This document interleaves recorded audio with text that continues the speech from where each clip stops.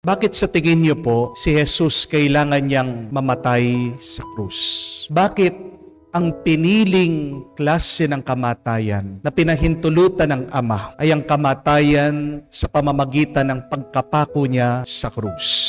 Bakit hindi na lang po siya pinugutan ng ulo para walang sakit, para mabilis? Pwede rin naman po siyang ibigti para mas-suffocate siya. Pwede din naman po na siya ay bugbugin, batuhin, hanggang mamatay siya. Pero bakit sadyang pinili at pinahintulutan ng kanyang Ama na siya ay masawi sa krus? May malalim pong dahilan yan. Dahil sa pamamagitan ng kanyang pagkamatay sa krus, may inayos ang Diyos na nung sa umpisa ay sinira ng tao. Sa unang kwento nating mga tao, ano ang naging daan ng pagkakasala, ng pagtalikod sa Diyos? Diba ang puno ng karunungan ng tama at mali? Dahil ang punong yon ang naging dahilan ng pagkakasala ng tao, kinakailangan din ng isang puno o kahoy na magsisilbing pag-aayos o pagbabalik ng tao sa Diyos. Bakit pinako ang kamay ni Jesus? Dahil ang kamay ng tao ang naging dahilan ng kanyang pagkakasala.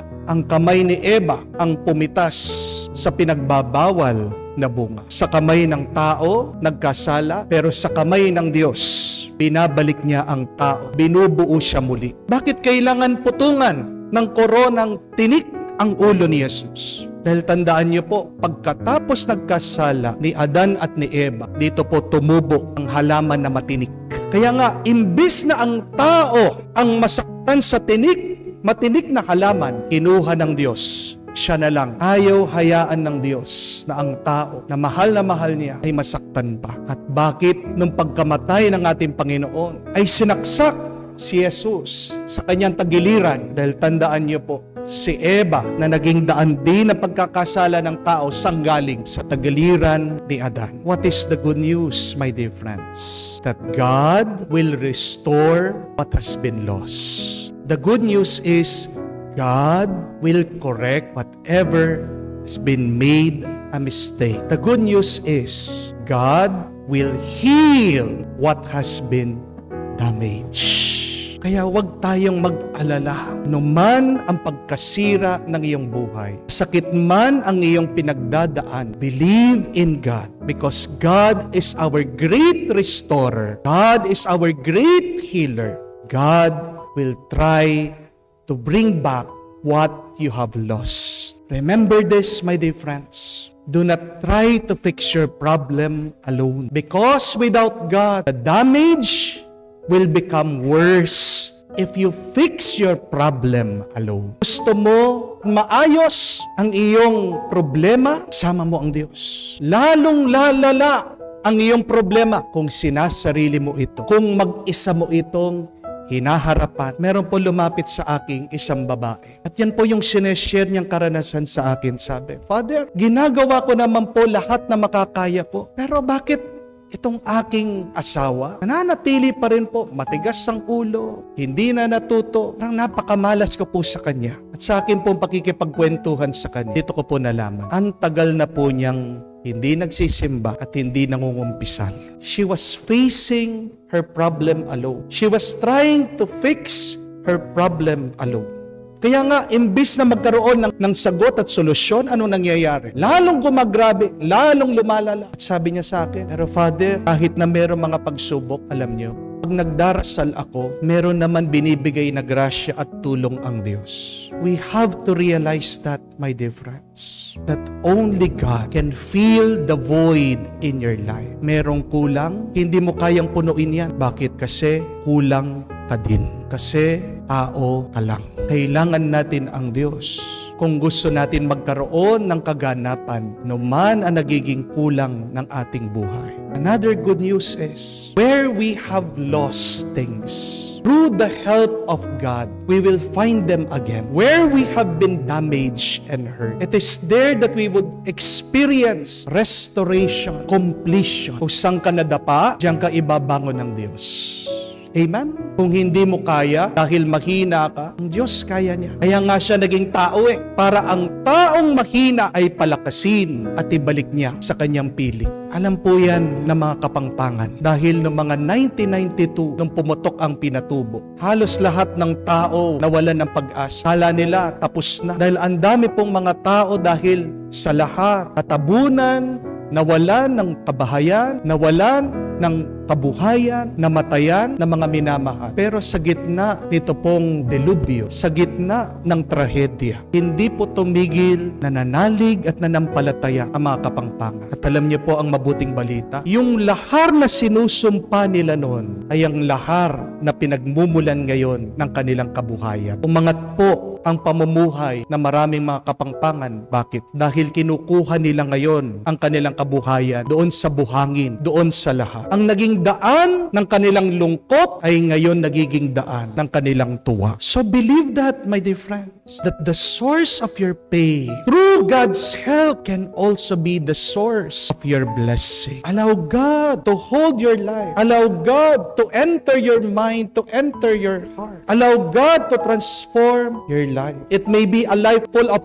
curses, but through God's help, it will be a life full of graces and blessing. Amen? Ang kagustuhan ng Diyos ay maging masaya ka. Pero paano ka magiging masaya? Kung paulit-ulit ka na lang bumabalik sa kasalanan. Ano po sa tingin niyo ang pinaka malungkot na eksena ng pasyon ng ating Panginoon? Ano po yung nakaka-touch sa inyo pag naririnig nyo yung kwento ng pagdurusa ng ating Panginoon sa Kalbaryo? Yun po ba yung pagsalubong nila ng kanyang ina habang siya ay nagbubuhat ng krus? Very touching po yun. Yun po ba yung paghagupit sa kanya habang iniwan siya ng kanyang mga alagad? Nakakaantig po ng damdamin niya. Nakakaiyak po ba para sa inyo yung pagkapako niya sa krus? Nakakaiyak po ba para sa inyo yung mag-isa siyang nakabayubay sa krus, minumura, pinapahiya ng mga tao? O yung po bang paglilibing ng ating Panginoon? Pagkatapos ng kanyang kamatayan, dumating ang kanyang ina at niyakap ang kanyang anak na inalagaan magsimula nung siya'y sanggol. At ngayon, siya pang maglilibing sa kanya. Opo, nakakalungkot po ang mga eksenang ito. They move us to tears.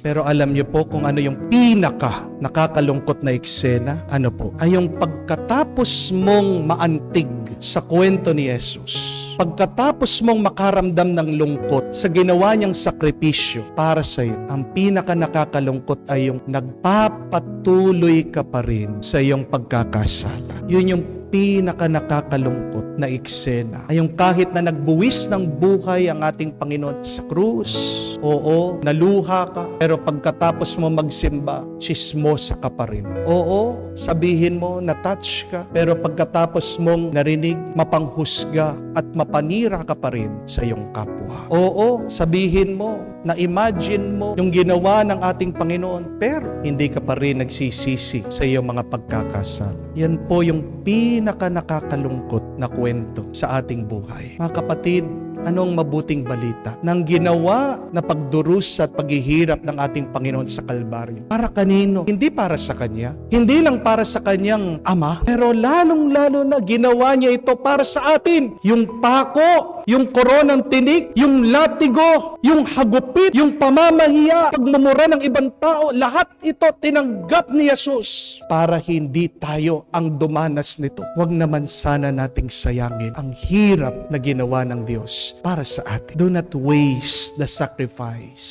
of Jesus.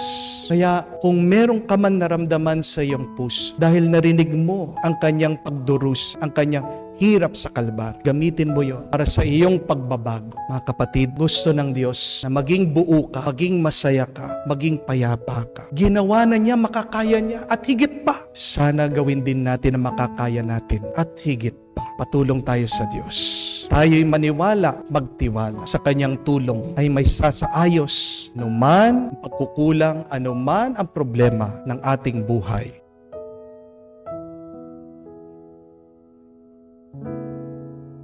We have 4 choices to deal with pain and sickness. May 4 tayong pwedeng piliing gawin pag tayo ay nasasaktan, pag tayo ay may sakit, pag tayo ay nahihirapan. What are these 4 choices? First, you can choose to curse your pain. Second, you can choose to nurse your pain. Third, you can choose to rehearse the pain. But lastly, you can choose to reverse the pain. Ano ang pipiliin natin? Sana pumili tayo ng mabuti. Number 1, a lot of us curse our pain.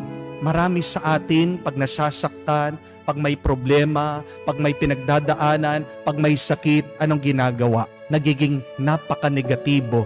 Minumura ang ating sitwasyon.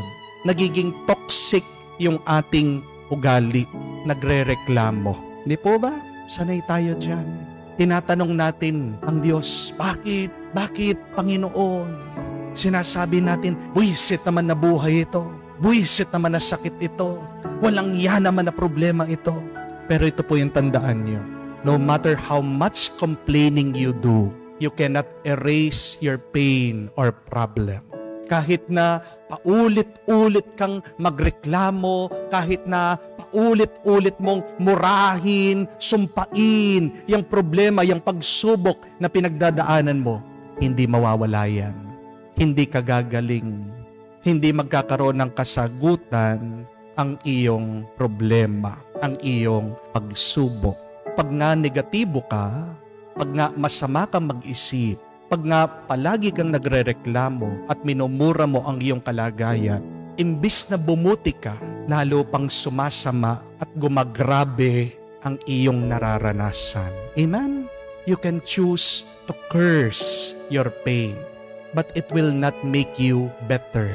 You can choose to curse your problem, but it will not solve your problem. Amen? But secondly, you can choose to nurse your pain. Merong mga iba, inaalagaan nila yung sakit na nararamdaman nila. Mag-broken hearted sila. Yan yung palagi nilang tinitingnan, yan yung palagi nilang inaalala. Minsan, yung mga iba may sakit, hindi pinapansin, ini-ignore. Sinasabi na ng pamilya, magpatingin ka sa doktor. Ayaw, natatakot. Kung minsan may pilay, dinadala para ma-rehabilitate, pinapa-therapy. Kaya lang, hinahawakan pa lang yung kamay, yung paa, umaaray na. Bayaan mo na.